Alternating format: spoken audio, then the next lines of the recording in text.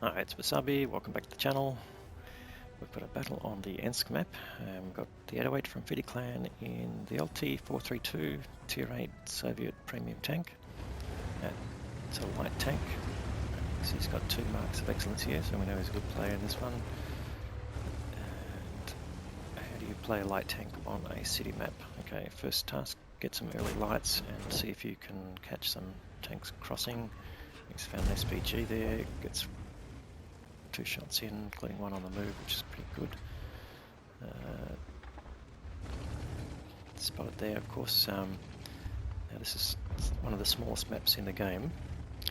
You see his view range covers right up to the end of the map. Now he's spotted a UDES-03.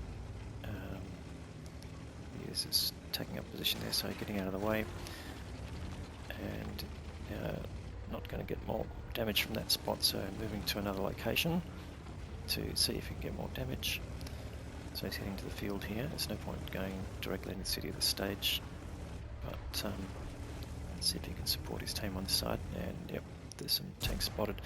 Now he's spotted at the same time. You can see the short ranges there. Takes a hit from the Lorraine 40T and the Borask. He does manage to get a shot into the Borask, but now he's lost 2/3 of his health. So second problem.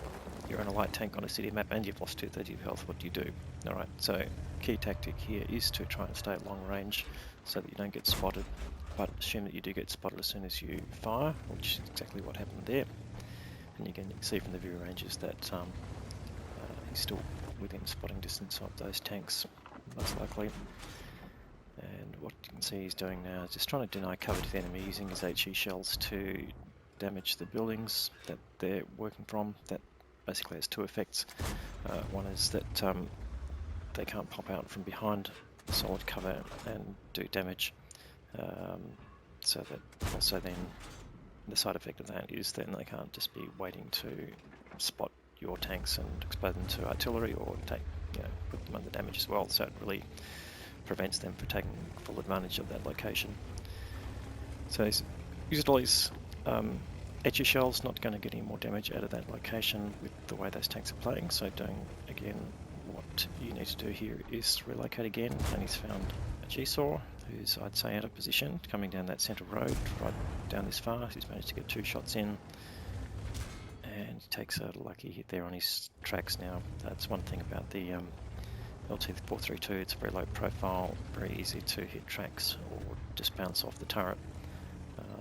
Doesn't mean it's completely invulnerable, of course, but yeah, it does have some special characteristics there.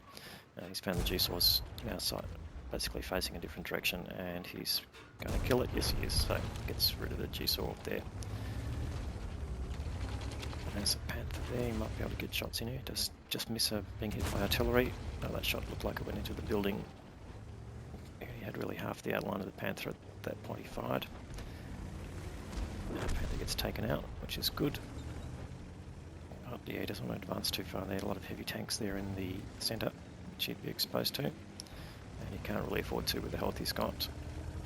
So just coming back around to the field side. Spotted a renegade crossing earlier, I think. No, looks like he's gone back, but that UDES is around, and the DLC. Okay, now he's found the LT-432 on the enemy side, and just backing up into a bush here, see if you can basically get an angle on that.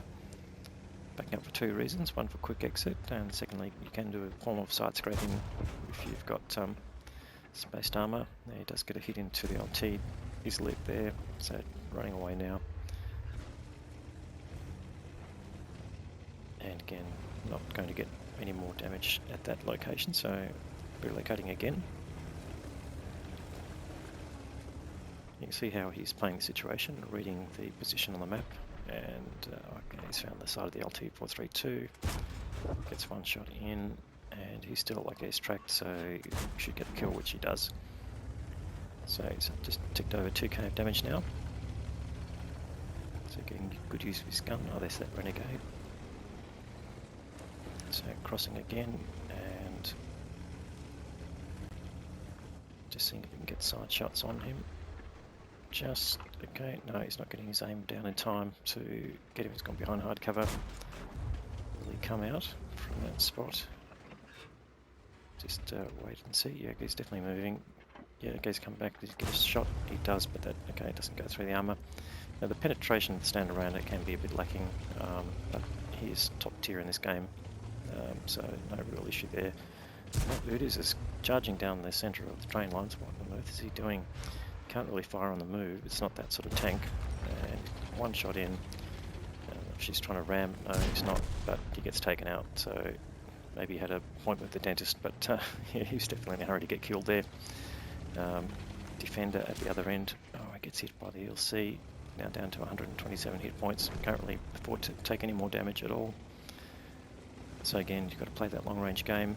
Definitely the defender won't see him. Puts a shot in, doesn't penetrate. Even with his premium rounds, he's not going to get through most of the angles on the defender. And he's just pulling back behind hard cover there. Will he come out? No, not anytime soon. No point hanging around waiting for damage. So, taking a look at the city situation. They've still got plenty of tanks there, but he might be able to get in and get some cheeky shots. So, coming now to the city where you can expect most of the enemy tanks are actually quite damaged at this point, as your own team are. And you can see there's some one-shots there. Can he take advantage of that? Or it's the Ferdinand. Might be able to do something here. And there he goes, side of the Ferdinand, gets rid of him in one shot. Then there's a Lerva that you can probably do something there. It's being supported by the T-44. T-44 takes hit from the Lerva, so no, the Lerva's fired. Puts a shot in the low plate of the Lerva. And now he's got two tanks there. The Lerva won't necessarily be firing at him, so can he get the shot in? Leaves him on 7 hit points, he gets killed. And there's a T-34 also distracted, sets him on fire, gets some additional hit points there. It's taking him over 3k damage. Gets the kill on the T-34, that takes him to 5 kills. All of a sudden the enemy only have 3 tanks left now. This game is coming to a rapid close. But the last 2 tanks and the Renegade in the ELC sitting on cap. And again, what's he doing here? Trying to stay at distance there. He's just spotted the ELC. And he spotted himself. He can't really hang around. And he can't really rush in. He could possibly reset cap by rushing in once, but that would be a one-time thing. And that basically take his tank out of the game, which would almost even it up. So here he needs again to be at long range, get rid of hard cover as much as possible, or collapsible cover. And there's, okay, reset the cap now, hit the ELC, even 90. Does get lit again, of course. And the ELCs on the move aren't all that accurate, so if you can keep him jumping about, then that will basically make it a lot harder for him to hit any targets. And they're going back into cover there, 16 seconds to go on the cap. Oh, they get a reset again, so they're basically circling them now. They're not really going to last, I don't think. Puts a shot in there, that doesn't go. Will he get the kill on the Renegade? One more shot, no, that bounces unfortunately.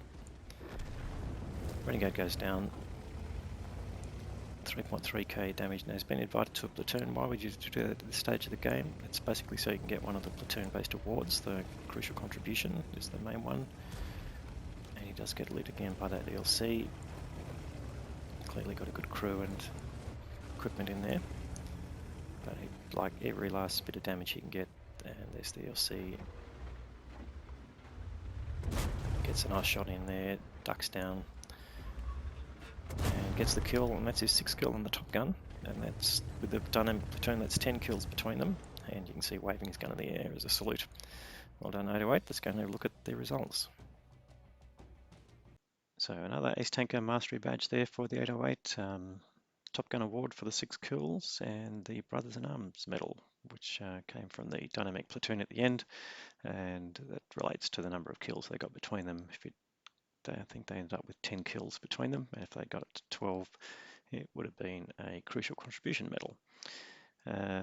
3,500 direct damage gave him a base experience of 1441, and supported there by the defender with almost the same damage total.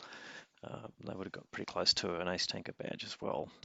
Scorpion just behind them, all doing over 3k, which helped the overall performance of the team a great deal. Most of the battle that the enemy tanks did was in the middle, where they performed better than the rest of the team. But nonetheless, that was the battle lost there for them. 41 shots fired, got a lot of them on the move, 28 hits and 22 penetrations. Due to some personal reserves, he made 109,000 credits in profit. So another great game there from the 808, and thanks for the content, mate.